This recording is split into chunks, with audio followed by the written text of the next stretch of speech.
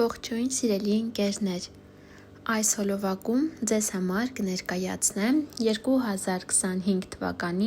սեպտեմբեր ամսվա տարրո կանխատեսումը Խոյ նշանի համար։ Հինգական քարտով ամսվա կարևոր իրադարձությունները կնայենք, այնուհետև մեկական քարտով նորալուսնի և լիալուսնի ազդեցությունը։ Յուրաքանչյուր քարտի էներգիան բոլորը անպայման իրենց կյանքում կզգան, բոլոր խոյերի մասին է խոսքը, բայց դա տարբեր դրսևորումներով կլինի, տարբեր ոլորտներում կլինի,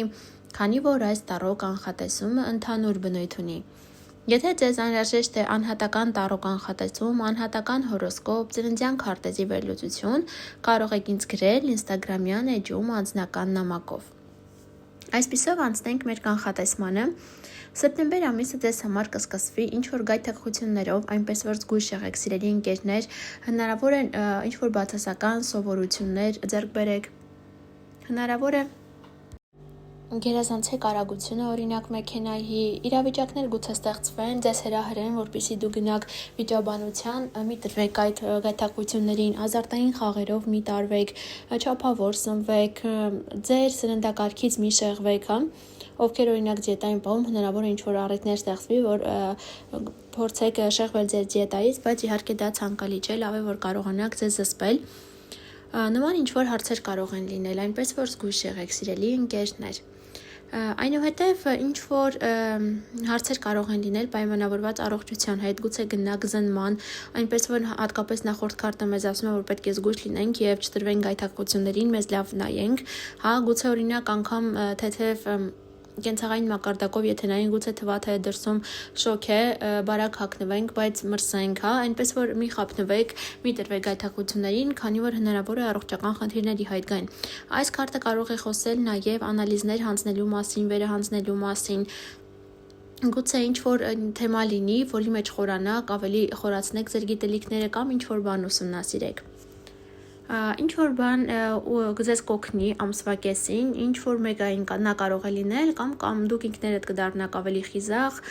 և կկարողանաք ձեր ուզածին հասնել։ Շատ լավ քարտ է դուրս եկել, ինչ որտեղ ձեր բախտը բերելու է ամսվա ընթացքում, թե որ ոլորտում է բերելու, ամեն մեկը մի ձև է զգալու, բայց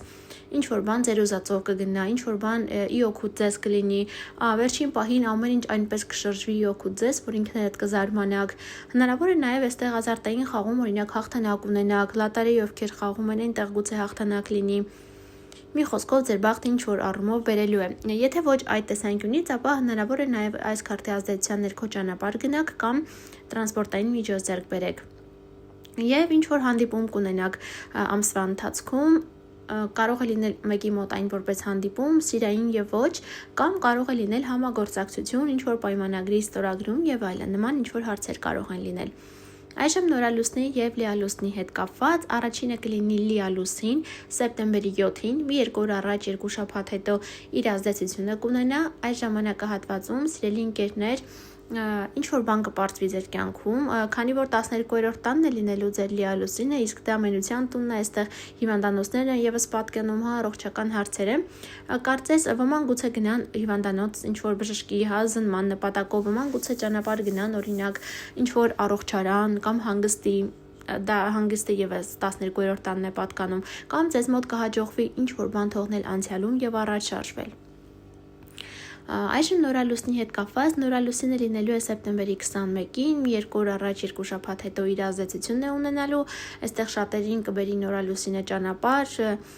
ինչ-որ կտրուկ փոփոխություններ, այսպես անսպասելի նորություններ։ Այսքանը սիրելի խոյեր կապված այս ամսվա հետ, բաժանորդագրվեք ալիքին, սեղմեք զանգակի կոճակին, որ բաց չթողնեք գալիք ամիսների կանխատեսումները, իսկ մենք շուտով կհանդիպենք, ցտեսություն։